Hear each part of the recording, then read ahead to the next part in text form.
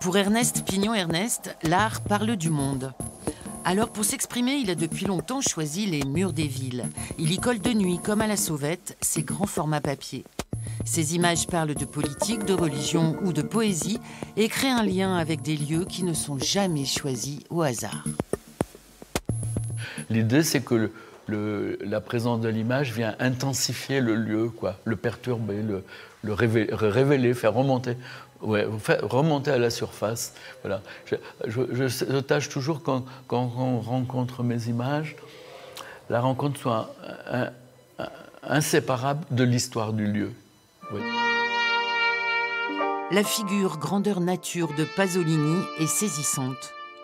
En résonance avec l'œuvre du poète-cinéaste, Ernest Pignon-Ernest l'a collé sur les lieux où il a vécu, à Naples, à Rome, sur la plage d'Ostia, où il a trouvé la mort.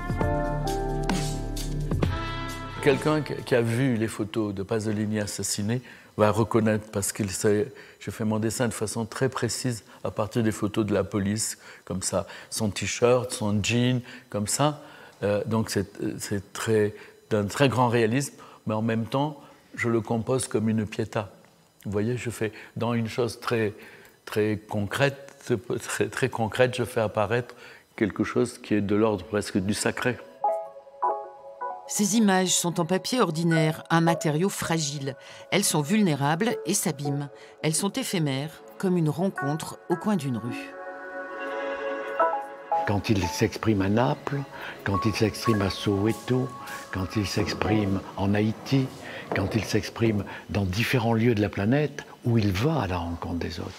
C'est le sens du partage, le sens de l'échange qu'il a. Mais ce qui nous fait vivre, c'est tout simplement cette rencontre incroyable qu'il a avec ses contemporains.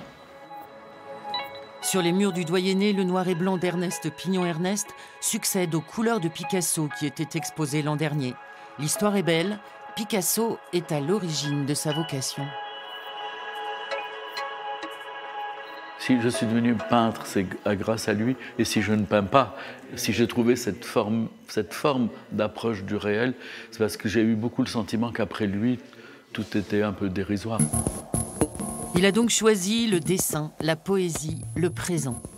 Avec Ernest Pignon-Ernest, le Doyenné à Brioude nous fascine une fois encore et se fera l'écho du monde jusqu'au 15 octobre.